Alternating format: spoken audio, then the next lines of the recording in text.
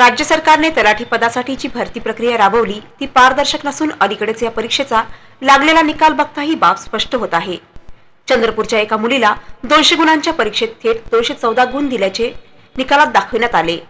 हा घोळ लक्षात घेता चंद्रपूरमधील स्पर्धा परीक्षा देणाऱ्या विद्यार्थ्यांनी एकत्र येत तलाठी पद भरती निकालाची होळी केली। या परीक्षा रद्द करून थेट महाराष्ट्र लोकसेवा आयोगाकडून सरळ सेवा भरती घ्यावी अशी मागणी केली जात आहे। चंद्रपूर जिल्ह्यातील राजुरा येथील सरदार पटेल अभ्यासिका येथे स्पर्धा परीक्षा समन्वय समितीतर्फे तलाठी भरती प्रक्रियेमधील निकालाची होळी करण्यात आली। तलाठी भरती प्रक्रियेमध्ये सुरू असलेल्या भोंगळ कारभारामुळे प्रमाणापेक्षा जास्त गुण देण्यात आले असा आरोप करून निकालाची होळी करीत निषेध व्यक्त करण्यात आला आहे। कालचा जो रिझल्ट लागलेला आहे, एका मुलीला चंद्रपूर जिल्ह्यातल्या 200 पैकी 214 मार्क आलेले आहेत। आम्ही सकल चौकशी केली असता नॉर्मलायझेशनमध्ये 200 पेक्षा जास्त मार्क येतात असं माहीत झाले। ठीक आहे, ते ठीक आहे, परंतु त्याच मुलीने जे 214 मार्क घेणारी मुलगी आहे त्याच मुलीने 15 दिवसा पहिला जो फॉरेस्टचा पेपर दिला होता 120 मार्काच्या पेपरमध्ये तिला 54 मार्क आहेत आणि इकडे तलाठी भरती 15 दिवसानंतरच दिल्यानंतर ती महाराष्ट्रामध्ये टॉपर आहे।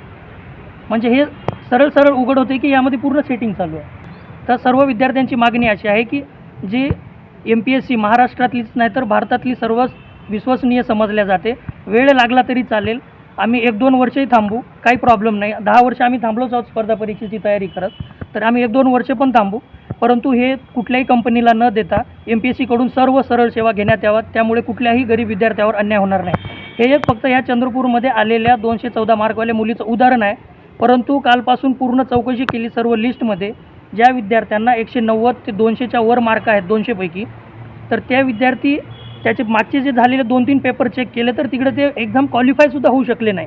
म्हणजे इतका कसा मोठा फरक असू शकतो, दोन्ही परीक्षेमध्ये 10-20 मार्काचा फरक असू शकला असता, मग इतका मोठा फरक कसा असेल? याच्यावर सखोल चौकशी करून सरकारने तातडीने ही भरती रद्द करून MPSC कडे देण्यात यावे व इतर सर्व सरळ सेवा MPSC कडे देण्यात यावे। ठळक घडामोडींसाठी देशोन्नती न्यूज चॅनलला सबस्क्राईब करा आणि बेल आयकॉन प्रेस करा।